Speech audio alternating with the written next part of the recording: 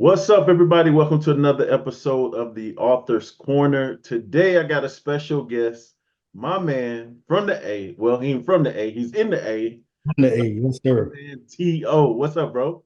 Man, what's going on, Kelly? How you feeling, brother?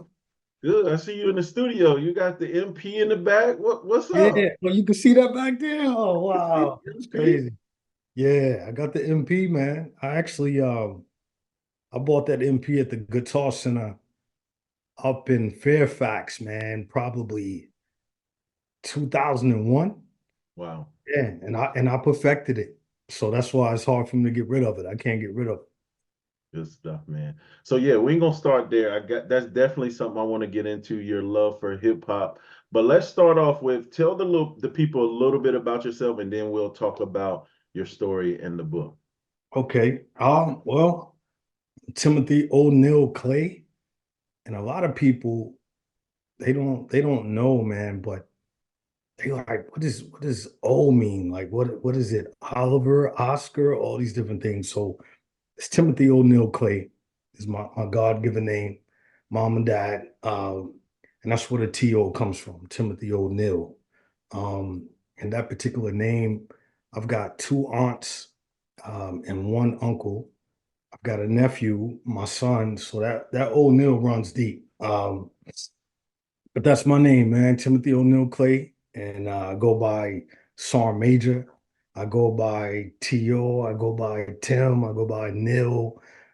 Clay for a lot of people. But yeah, man, I'm a man of many names, I guess. But yeah, I'm originally from Lexington, Kentucky, man. Um, that's where my peoples are right now. And shucks, man, I left home in '98, and from that point, man, I haven't looked back. I've been there to visit, but as far as once I left home, Kelly, I knew, man, I'm probably not ever going to move back here, type thing. Um, and that's how I ended up, 23 years in the military and coming down here. So currently, right now, man, I'm an author, man. I say that with a big smile on my face. I am a Yeah. published author. I'm also a podcaster. Uh, First and foremost, a man of God, Kelly, man. I love the Lord. And every single day, man, I'm just trying my best to get closer and closer to the Lord and realize that time is our number one asset that we have. So, um, yeah, man, T.O. Clay Light Bulb Lessons. That's the brand. Um, what is light bulb? Light bulb is when that light goes off in your head, albeit positive or negative. And over the years, through a lot of training, I would always hear Kelly, um, man, that was the moment when the light bulb went off in my head. Mhm. And that would be those moments where I'd be writing, Kelly, I'd be writing it down and go back and refer to it and try to implement it actually. So Yeah. that's what God put in my spirit, brother. So that's a little bit, about me. Good. It's probably too much, but hey, that's what it is, brother. No, never too much. But you got to start putting bestseller before that author. You are a best-selling author. You hit the bestsellers list, man. That's amazing, man. I'm still humbled, Kelly. I'm like, wow, this is it's really happening. That's So it's a blessing, man. so dope. So growing up in Lexington, what was that like? Growing up in Lexington, Kentucky. You talk about in the book how you was just born a leader, man. Tell me what that was like growing up in Lexington, Kentucky. Oh man. Well, I gotta start off, Kelly, and let the listeners know out there. Kentucky is a basketball state, man. Really? Oh, big time, big time. When it comes to University of Kentucky Wildcats, Louisville. I got Louisville all up and through this studio, man. But was raised a Louisville fan, with my dad and everything, being a big Louisville fan. And, I can honestly say, man, as I talked about in the book, that was it for me, man. Once I got a taste of basketball, man, I was dialed in, Kelly. So, we see these guys like, you know, uh, Stephen Curry and, LeBron and those type guys, man, that they loved it from the womb. That was me. Wow. And and really being, around the game, as much as I was, man. It really early on, was bestowed in me that, hey, man, I'm going to the NBA. That Right. that was the goal. That was the dream. That was the only thing. Um, I was always pretty good, decent student.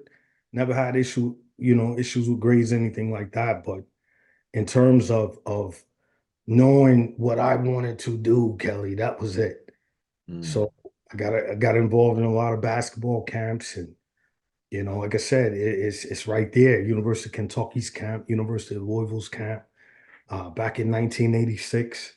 So a lot of the ball players that came through over the years, many names that I was fortunate to be around those cats at a very young age, and that was it, man. But Lexington's a great place, man. I mean, Lexington and Louisville is probably, I'd say, about 70 miles apart. Yeah. So it's not too far.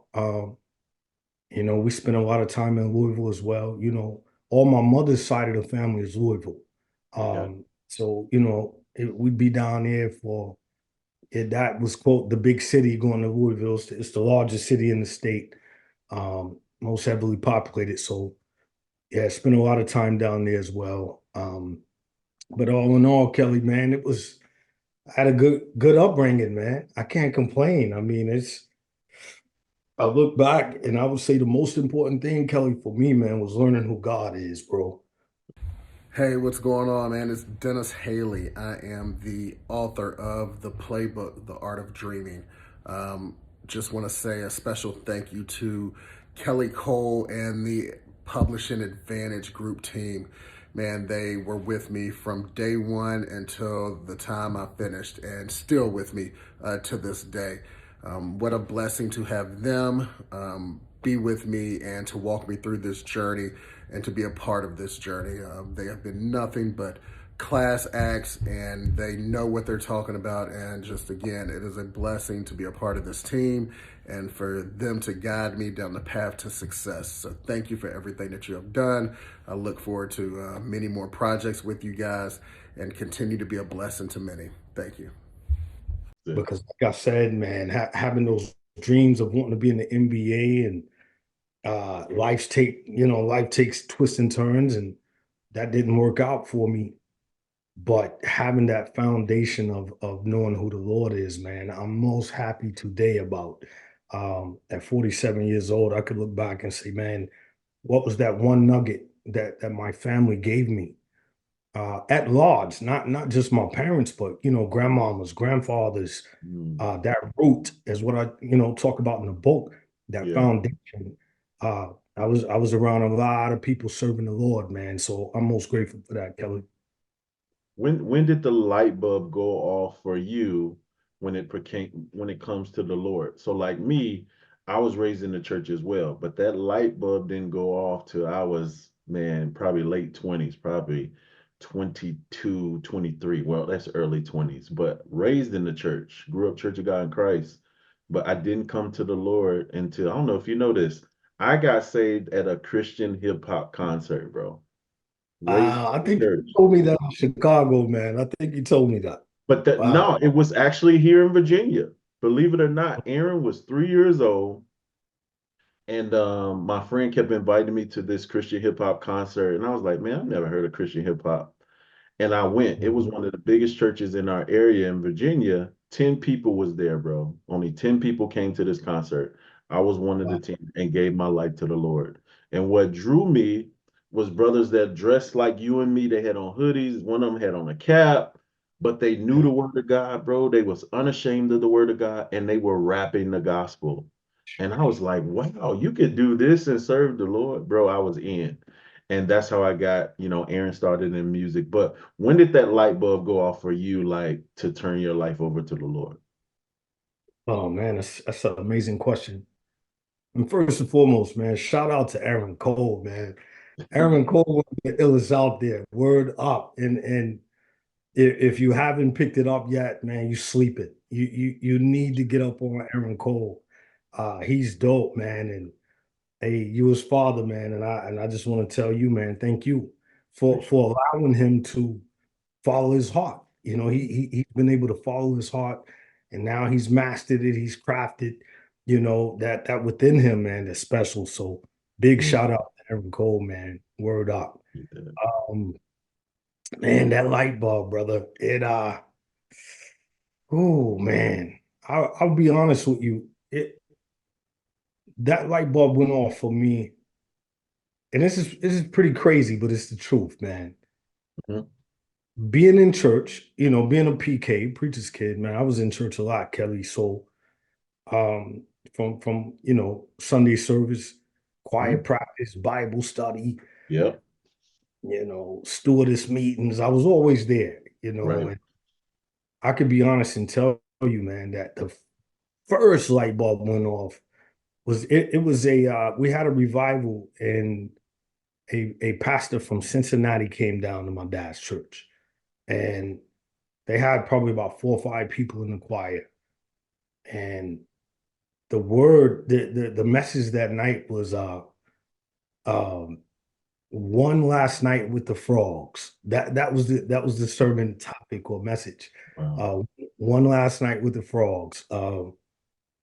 And the Reverend man, he did his thing, obviously. And I began to see that Holy Spirit at a very young age, probably 12, 13 years old, maybe even younger, 11 and 12. But that Holy Spirit that went through that church in that moment. One of the gentlemen in the choir, he got so happy, Kelly Cole. I remember it was like he was trying to climb the walls, bro, like literally. And I remember as a young fella just sitting there, and I didn't look at him like, "Oh, this dude is crazy." Right. I knew from the words that came out of that pastor's mouth, brother, and permeated throughout those pews. It reached that brother up in the choir. Man, that dude shouted his butt off, and that's probably the best way to explain it. But Mm. that was a light bulb for me, man. And I would say early onset light bulb, Kelly, because that's when I realized that, man, these people are not doing this just for no reason. Yeah. There's something happening, but Yeah. I think I could quite conceptualize it at that point because I was the average young PK man, eating now and laters in the church and Yeah. looking at the chicks, young girls my Yeah. age in the church. But that was definitely a light bulb moment that really harped on me. And I remember having a conversation with my dad about it. Um, and I was like, man, that guy from Cincinnati in the choir, man, daddy, he was feeling the Holy Ghost. I'm sure that's what I said. My dad said when the Holy Spirit moves, son, sometimes you can't contain it. Yeah. You got to just let go and let God. So, like I said, those early onset moments, uh, over the years, once the life changes turned and I started getting real wayward and prodigal, that was always in the back, regardless of how far loose I got out there, Kelly. Always knew that, man, I can't play with God Yeah. because the moment I cried out to God, man, is when things really began to change for me. But yeah, definitely that's a big light bulb right there. Gotcha. Yeah, man. That's good. So how did you go from like seeing, like you said, the Holy Spirit move, growing up in the church, how did you end up on this prodigal road that we all pretty much have ended up on? But what's your journey? How did you end up on that road? Oh man. Uh as I talk about in the book, for the individuals out there checking us out, man, anyone checking us out right now, I can assure one thing. If you pick that book up here to there, Prodigal and Back, wherever, matter of fact, I got it right here. And I'd like to do this just for context, but it's here, right? I know the lighting's kind of crazy, but if you flick this bad boy anywhere and you stop, I'm gonna close my eyes in real time and stop. Wherever you peel it open, somewhere in here, Mhm. it's going to reference back to God. It's going to reference back to the importance of what God is in our life. And I can assure you that once you start reading anywhere you peel it, you're going to want to go back and discover more. And that question, Kelly, to be quite frank, um, just like any young man, I didn't see a lot of things from the carnal mindset in my household. You know, dad, he's not perfect because, like you said, all of us have, went wayward in some type of way. And Yeah. for my father, he didn't come out of the womb a preacher. He was an alcoholic at 12, 13 years old, and he will confess that.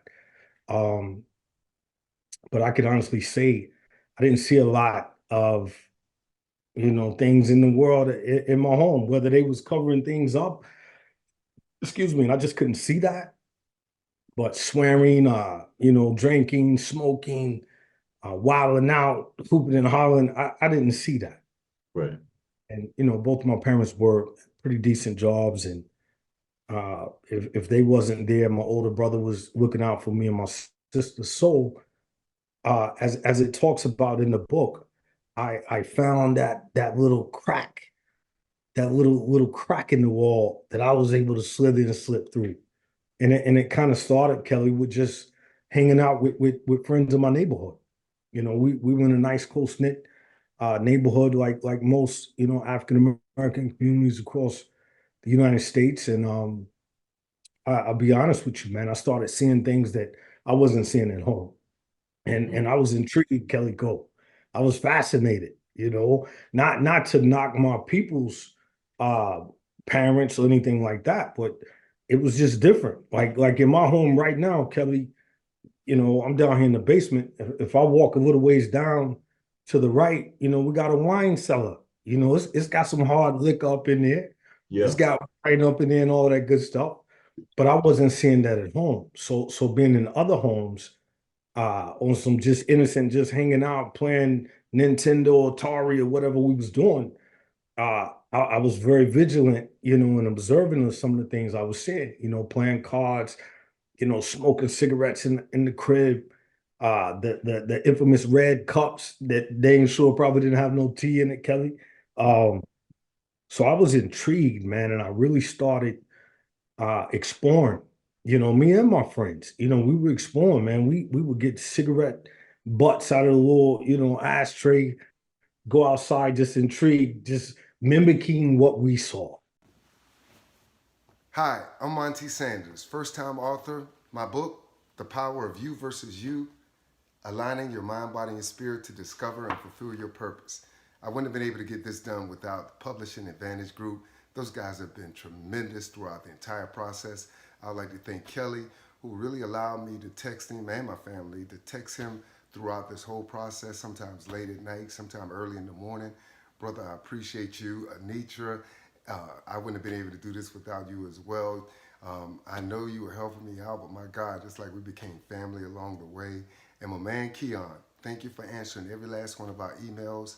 As being a first-time author, we had a lot of questions. So I'd like to thank you guys, and I wish you much success. Who knew Amazon's bestseller list? First time. The Power of You versus You. Take care. Mm-hmm. And again, in the back of my mind, I knew like this is not happening at my crib, but this is an open, little crack in the door for me to try this with my partners. And, that's where I look back, just through the reflection of writing the book here to there, man. It really opened up so many different things for me, Kelly. And I know you've experienced that, and you completely understand that. Any authors out there, especially when you're writing about your life, Mm-hmm. it showed me like those vivid images of like, wow, man, I remember we was sneaking up under the foundation of the house, smoking little cigarettes. It's freezing cold outside. We wasn't inhaling it. We was on our Bill Clinton. We wasn't inhaling, but just fascinated with what it felt like to smoke and think that we were grown, bro. That's all it really was, Kelly. So and that just kind of morphed, man. And by the time I turned 16, brother, that's when I was really understanding that, hey, that smoke at the park doesn't smell like the smoke that we over here getting out of the ashtray. um and that's kind of when things started to turn. And like I said, I was hooping, Kelly. I was hoping like that was my life. 365. I'm balling. I'm on that trajectory of I was starting to hit the weights differently and more serious and just honing my game, man. And I as I speak about in the book, I don't want to give all the details, but I was exposed to that weed that first time, man. And the individual was a prominent dude that played ball, Kelly. And I respected him. I mean, I loved him. He had the hoop shorts and Mhm. played in Indiana with Sean Kemp. Uh, and when I saw him hit the bud, obviously he was dating my sister at the time, and I saw Wow. my sister hit the bud. My older sister. Once I saw her hit it, man, it shocked me, Kelly, but it was something, about that moment. Because for me, it was kind of like, well, if my sister did it, it can't be that bad. Mhm. Um, and I was told, hey, all you got to do is just try it. It's just going to make you laugh. And I tried it. And man, from that moment,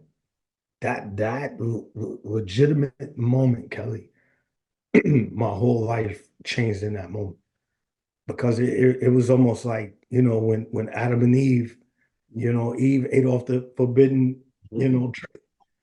It's really that in a nutshell. And that just kind of turned into, oh, I'm grown now. I'm grown now. And I kept hitting the bud, and then I started graduating to other things, man. And remember, for anyone out there, whether because Kelly, I know you from the shy, Yeah.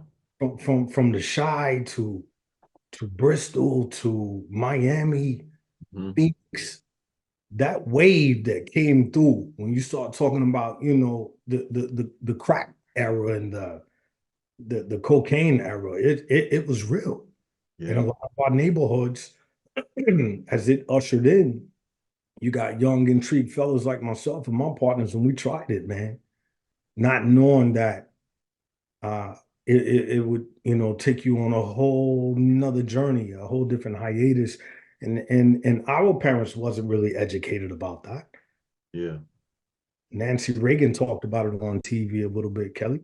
The old school commercials with this is your brain on drugs and all that good stuff. Yeah. But around the way, man, cats was trying it. So yeah, that's where the whole prodigal piece comes from, Kelly. Just in terms of I went 100% miles and running through that door of experimenting, trying, the girls, the drugs, trying to sell dope. I did it all, man. I did it all, and it's amazing because God was still there every step of the way. Yeah. He was still there, and when you get to that point, Kelly, I'll just say this, man. When you get to that point to where you're going against the grain of what truly is, right and wrong, bro. Like I was literally going against that grain of right. And it was almost like, why not? Everybody else is doing it. I claim today to be, the best leadership coach in the nation. I claim that through experience, but I was a Mhm. leader back then. But truth be told, leaders fall. Yeah. Leaders fall hard, and it's easy to fall hard if you start taking your eyes off the prize and following the wrong crowd. So yeah, bro. That's good, man. Good stuff. Good stuff. Yeah, man. Definitely. So yeah, I know I was like you said, I was in the shy. The difference I think for me, like man, even my babysitter, bro, was a drug dealer, bro. Wow. So Wow. there's one room where they were bagging up the weed. There was another room where they were bagging up the crack. There was another room for the heroin. And then Mm. there was another room where they did the drugs and they were smoking. So I came home from school to that. Wow, bro. And do you know I've never touched it in my life? I've never smoked weed, I've never done any drugs, and I've never drank in my life, all because of what I saw. So it had the opposite effect on me That's because I was amazing. like, I don't want that. Want to go there. That's right. I don't want that. But my thing was that I couldn't deny the thing that is undefeated that has taken out pretty much every man, including the Bible days, was women, and that was one I couldn't defeat Yeah. until Oh, I got my heart right. But yeah, bro. But as far as them drugs and that alcohol, I was like, I don't like that. yeah, man. You know what I'm saying? So I never went down that route. But like you said, when that crack epidemic hit, bro, it hit everywhere. Like It it, hit it every. It so did, so man. so where do you shifting gears just slightly? So where did that love for wait, so tell us real quick, how did your basketball dreams end? Like, did you get a scholarship to college? How did that all play out? Like, how did your basketball dream end? Oh, it ended based on the effects of getting high, bro. I will say Gotcha. that. It ended based on just like now in business. And shout out to you, Kelly, man, because I listen to you, man. I read every email that comes out from your brand, your company. Um, and I can be honest when I tell you, it's easy in business to have fear, to psych yourself out. Oh, they're further along than me. They're better than me. And that's kind of what happened with the basketball vibe. We moved within that stretch of, I would say, my ninth grade year to my those 2 years, freshman year to sophomore year. We moved probably like 2 or 3 times because my parents was getting a home built, and things were just we were just moving. We was standing by at certain spots until the home was built. And I went to a school called Lexington Catholic, and Lexington Catholic's a private school, really great ball team. And I went there knowing like, yo, I'm about to be on this team. I might not start Hmm. uh, early on because they had a great player, Davon Davis at the time. But I got there, tried out for the team, and I balled, Kelly. Like doing tryouts, I balled. And man, like we've seen in the movies. I get outside the coach's office that first Monday or whatever after tryouts, and looked at the list. My name wasn't on there, and Mm. that was the first time I felt that I'd been told you're not good enough in terms of solely basketball. Yeah. Uh, and I knew, Kelly. I said, nah, man, this is a private school. They're going to make sure that Johnny and Bobby and Ronnie's on the team. Because I killed them dudes in tryouts, bro. Killed them dudes. And Davon Davis, all those cats, Vondell Morton, they went on to play, Division One, Division Two. And I remember them saying, dog, you definitely on the team. And once I saw that my name wasn't on that list, I was out of that school by that Friday. 'Cause I remember telling my dad, like, I got cut. I don't want to be there, which is another light bulb lesson. I wasn't going there for school. I was going there to hoop, and once that turned south, I was like, all right. I ended up going to public school, Dunbar.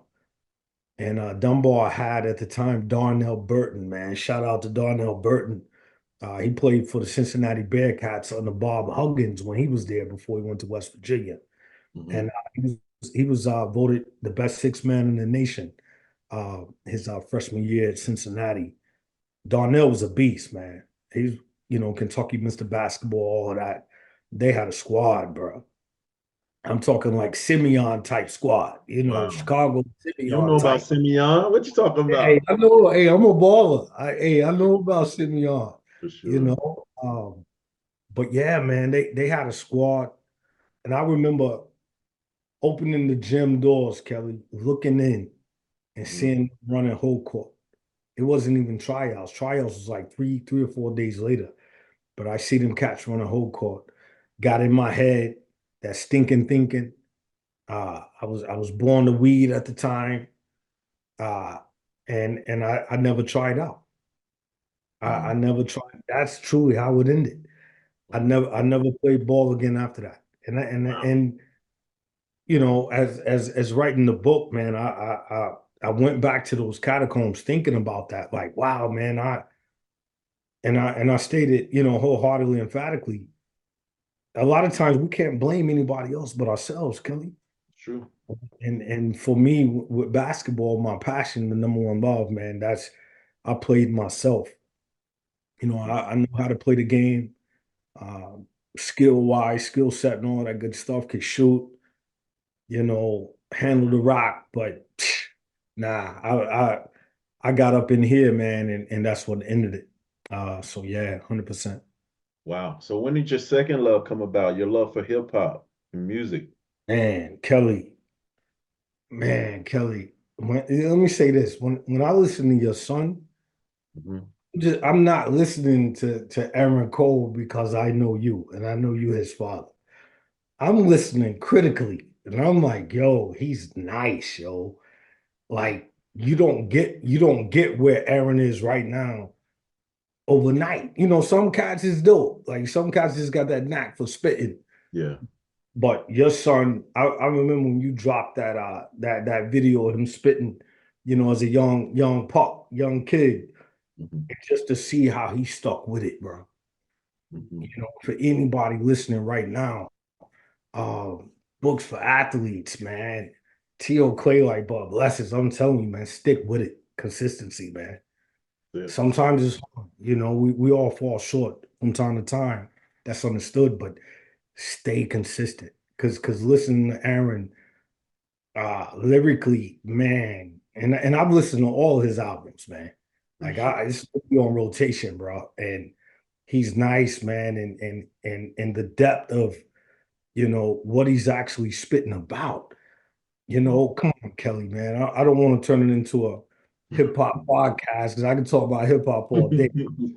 Um, it's like, man, when I go out and I talk to young fellas, I want them to listen to Aaron Cole. You know, it's like, bro, like you can't compare the two. You can't compare talking about Papa Molly's and Wildin' Out. Not to say that we didn't listen to crazy stuff back then, Right.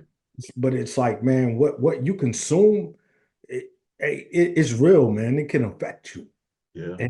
And as a 47-year-old man, when I consume Aaron Cole, man, it's like I feel like I'm listening to J. Cole. I feel like I'm listening to Nas. I feel like I'm listening to Rakim, the great MCs, Black Thought from the Roots. He's on that level, bro.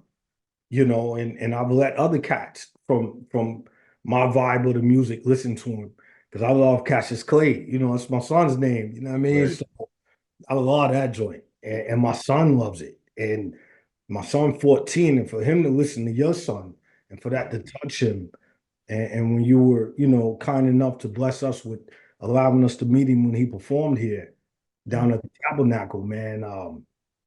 My sons, man, they that's the first concert they've ever been to in their life. Wow. You know what I mean? So just that understanding for me as a father, knowing that, hey man, this is real hip hop right here. Don't look at it as just, oh, it's just, particular, genre or whatnot in terms of, oh, this is Christian music or this is Christian rap. No, he doesn't have to swear to get the point across. He don't Mm-mm. have to talk silly to get the point across. He's speaking intellectual. He's speaking from the spirit. So, Yeah.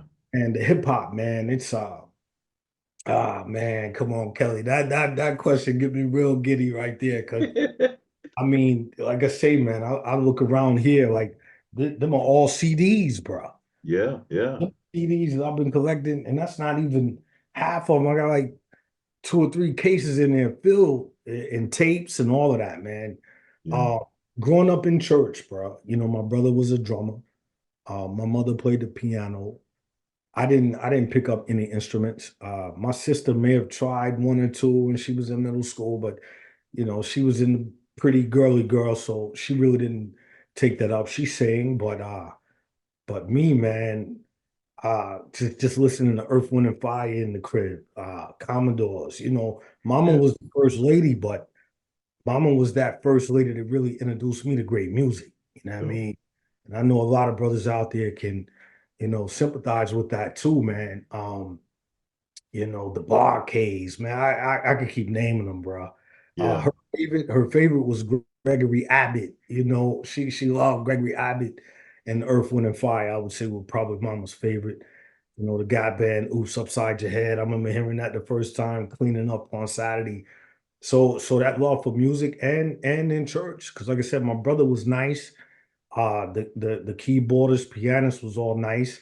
Uh, Guitar, bass guitar. The church was lit, bro. Like Yeah. the best musicians in our little town was in the church. So, um, and just hearing my brother all the time, man. My brother had his set in the garage, and he'd be in there banging it out.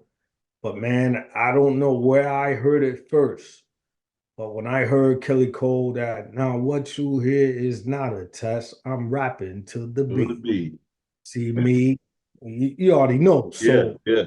when I heard that, yo, I was like, wow, dog, like it, like so many people. I feel like telling this story, I'm saying it for a million people, and they could speak it for me as well.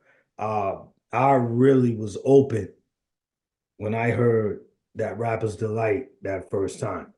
Yeah. And I'm telling my mama, like, Mama, you don't have the Sugar Hill Gang. And she's like, nah, I don't have that. Mhm. And I ended up getting a record from somebody. And from there it just took off, man. And I'm sneaking in the room and listening to Todd Shaw, aka Too Short. Yeah. And it's just one thing I can say about Kentucky, man. Kentucky was vibing with everything. So Uh, West Coast, whoever at the time down south. Uh, I remember it was a MC down here in the Atlanta area named MC Shy D. And he had a joint called In Atlanta. I remember first time hearing that. Like, wow, that's dope. mhm. 40 the Click, all of them cats. Grandmaster Flash. And I would say when Beat Street dropped, it Yeah. really went to that next level. Like I say, I'm speaking for billions of people, Yeah. but Yeah. Beat Street, Breaking Two, Electric Boogaloo. What you know about that? You don't know nothing about that. Boy, Ozone, Kelly Cole, you already know. Yeah, And man. that's it, man. It was just like they were speaking our language. And that's Yeah. really the first time hearing that our language being spoken, the manner in which it was. And it just took off from there. And I wanted a pair of turntables and got some old school JVC turntables for Christmas. And it took off from there. Start scratching, and I really wasn't into making beats. I was like Aaron, man. I wanted to spit. Mhm. We start writing raps and scratching, and then we saw DJing parties, doing a lot of little house parties down in the basement. Them the best days, man. Them house parties in the basement. Oh my God. Um, so again, we was up on that hip hop because we knew we was gonna be DJing that Friday night or that Saturday night. So, back then you had to either get the wax or, take the tape and dub somebody else's tape. Yeah. Man, let me say that again, because I know there's people They out don't there, know about that. they don't know nothing about that. We would take two cassettes on the boom box or whatever it was, the stereo system. Kelly play his tape, I Mhm. put my tape in there, put the little toilet paper in the holes of the tape, and boom, hit record. And Yep. and that's how we rock. So Bro, uh listen to me. This is no lie. This is no lie. My eighth grade year graduation party, bro, I had mm, one tape. One wow. that we mixed and we overdubbed and we made this mix, me and my boys.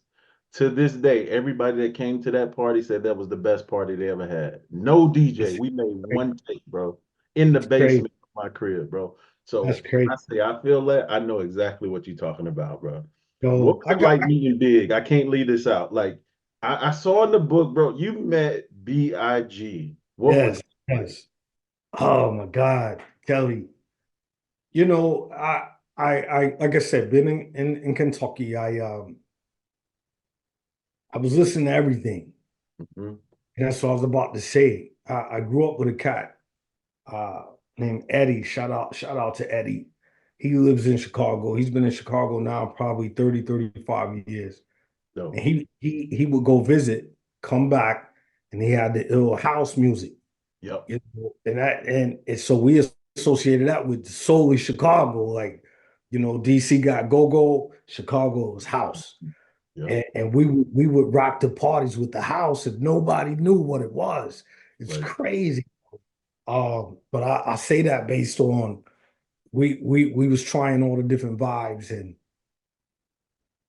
but I think once the 90s kind of ushered in, like the early 90s, with so many, man, Nas and Public Enemy, X Clan, Brand Nubian, a lot of the groups out of New York, that's kind of where that passion started to drive for me because I was like, man, I love that gritty NY hip hop and some call it underground hip hop.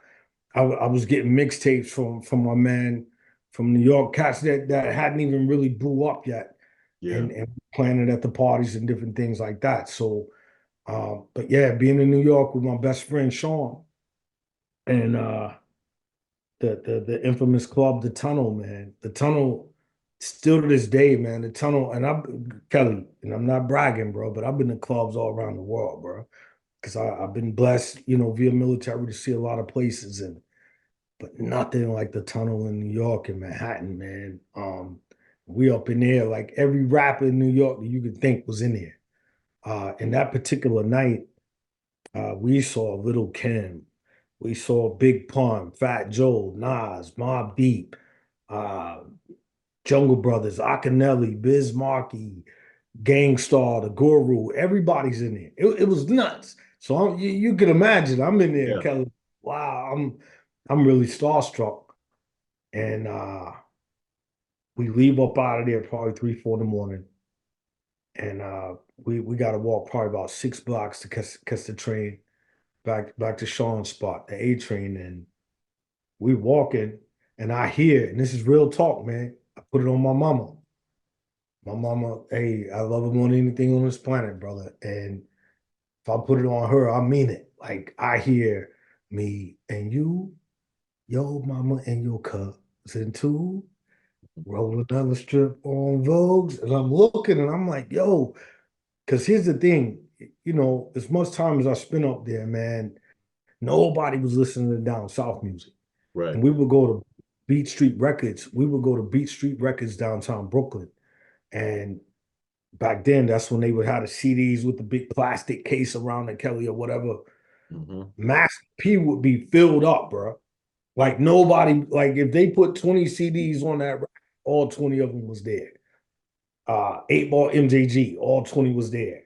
You go over here to like Black Moon and the New York artists, it might be one CD left. Mm-hmm. So I'm vividly seeing that, like, don't nobody up here listening down south, they not up on it.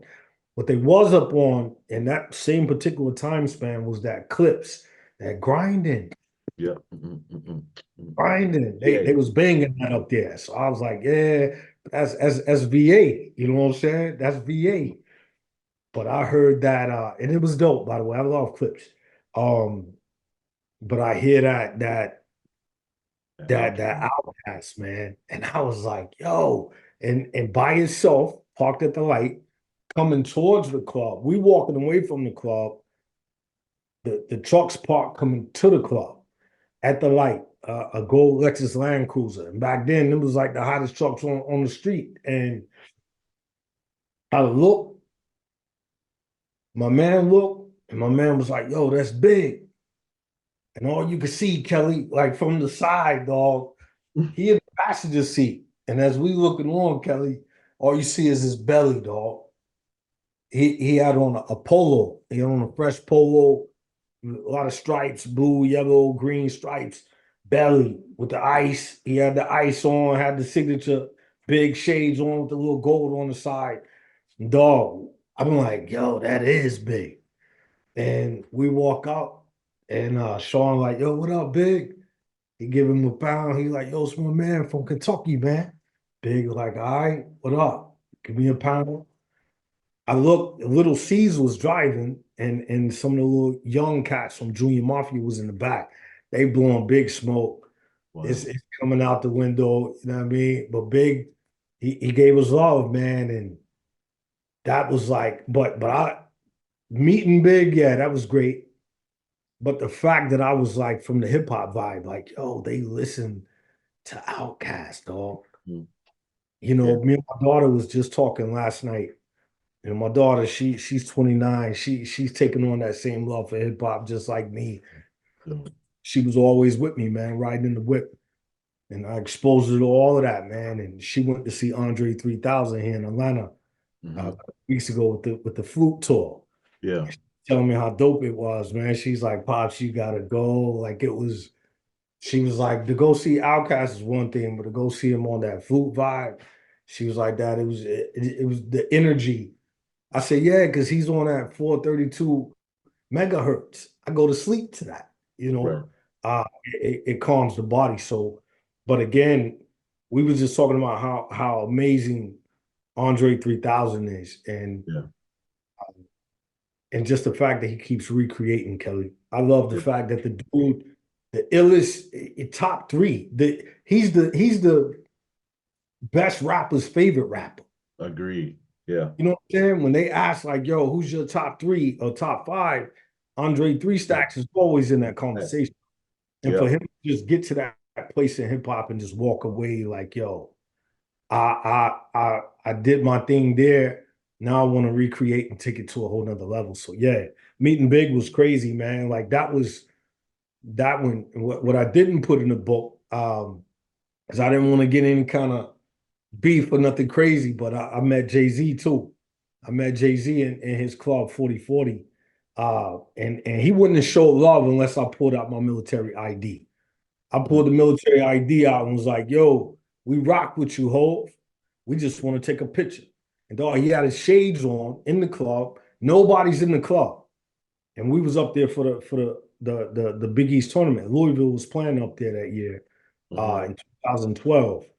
And we go up in the 4040 thinking it's about to be lit. It's empty.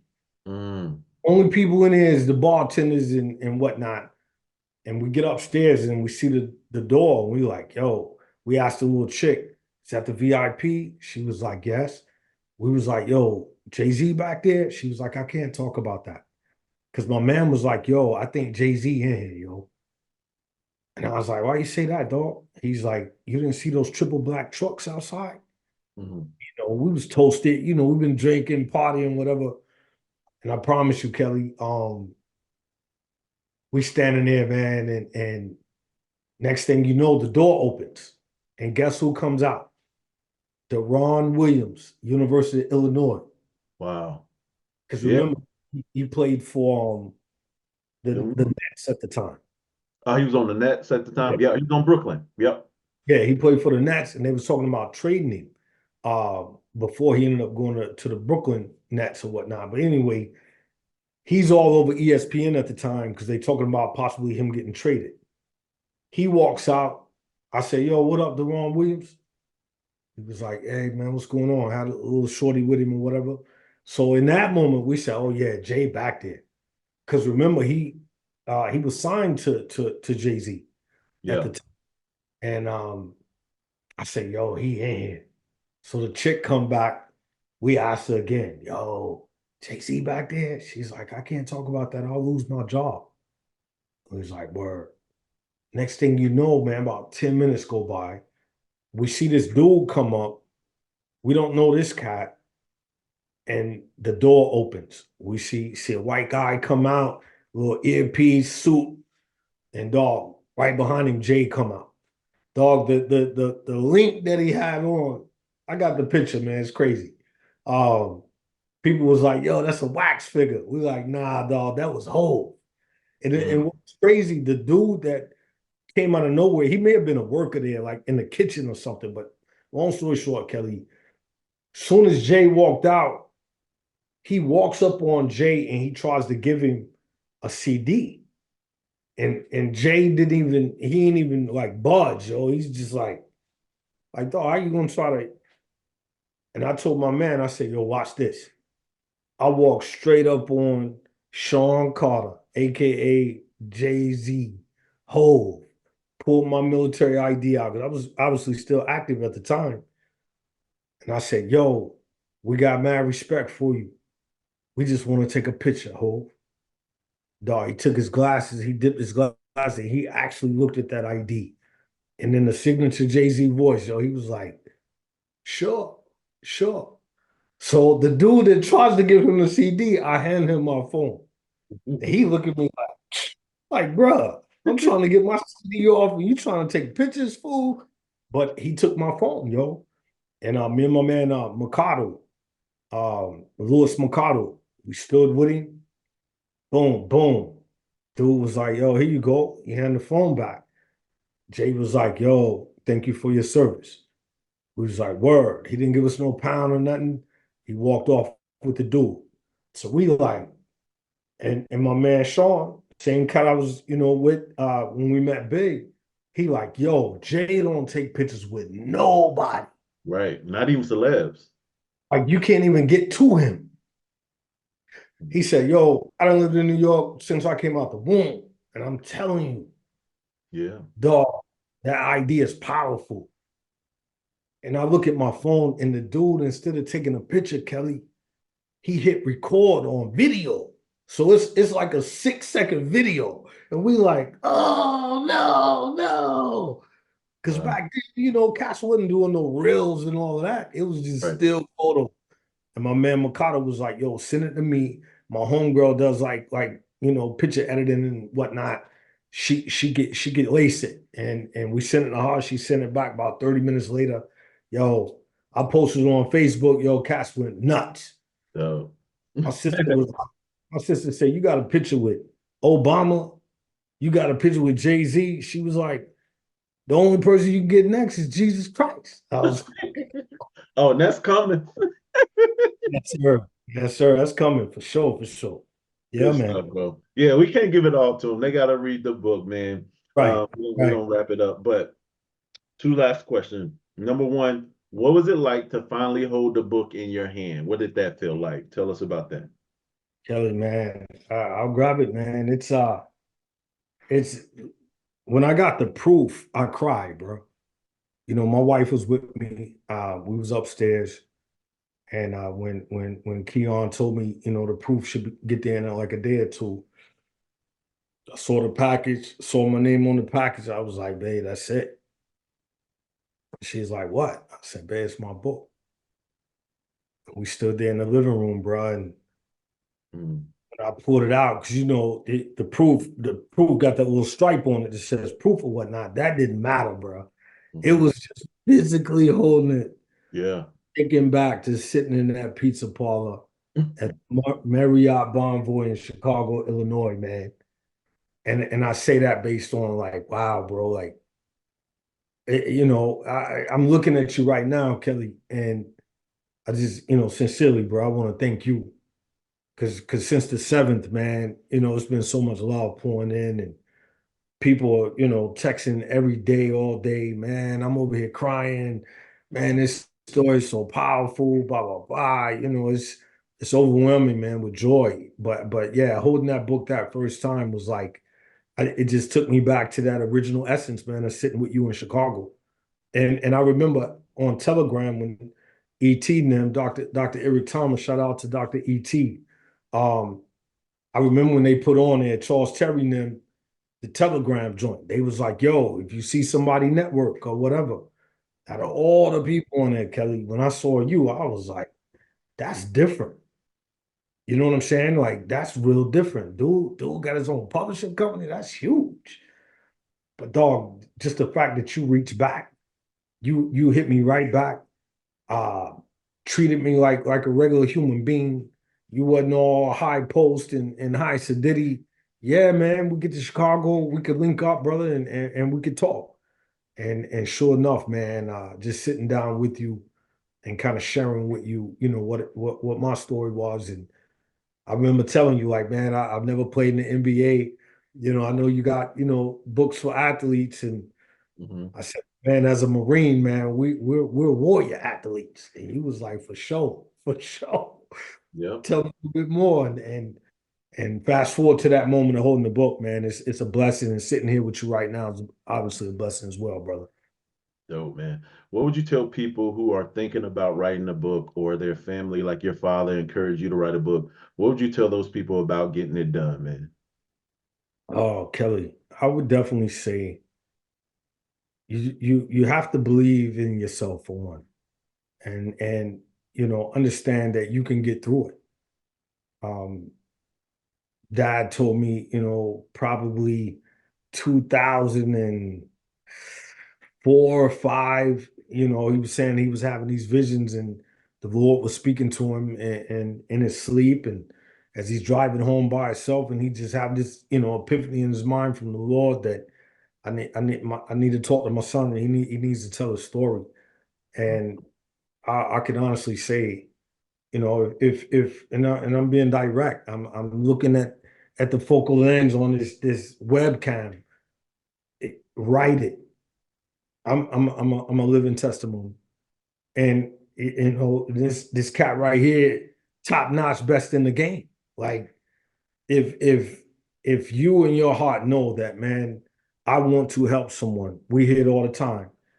Shout out to Marquel Russell, Dr. Andre Gaskin. They always talk about it. Like everybody always says they want to help somebody, but actually implementing and doing the things that's really going to help somebody, sometimes we get stuck. Yeah. And that's a reality. And that's what I was talking about. The same thing with the basketball court piece. Looking in the gym and, oh man, they all better than me and I'm not going to make the team. I psych myself out. And a lot of times, same thing with telling your story. If you don't tell it, who will? Yeah. And there's somebody out there that's in desperate need for your story. So again, write it, pick up the phone, reach out to Kelly. You can call me. Hey, I'll talk you. Hey, please do this because I want to hear your story. We all want to hear your story, and just go for it. I know Kelly's a mastermind with this. So if Kelly is saying, "Hey, we can get your book done in 5, 10 days," hey, some people can do that. Like literally, I Yeah. took a year. It took me a year. And I wanted to kind of keep it in the oven that long because I could sleep tonight. I know right now, all across the United States, cats buying this book in Japan, cats buying it in Australia, people buying it everywhere. And I could sleep tonight, March the 14th, 2024, knowing that, man, I gave my story is the truth. The Lord helped me do it. I uplifted the Lord and all throughout. And I'll say the same for you, trust in God, put it in God's hands, and he will help you. And with the experts like Kelly, his team, man, they've been top notch. No complaints, man. Like it was times I felt bad because they were so on point. And I'm like, yo, I'm procrastinating. I'm slipping. I need to top my game up. I need to push through. And they was always there to remind me. That email would come right on time. Boom. It was never pushy. It was, oh, you need to get this done, T.O. No, they know the process. They know that, hey man, it's your story. You got to craft it like it's your own baby and put it out there to the world, man, in hopes to bless someone else. So I would say, hey, take that step. Don't be afraid and get it done. Appreciate it, my brother.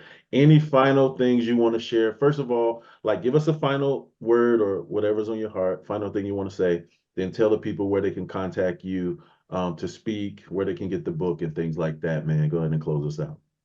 Yes, Kelly. I would like to say, man, first and foremost, I give an honor to God, man, and the Lord and Savior Jesus Christ, man. I mean, I could have died a few times. I wasn't thinking.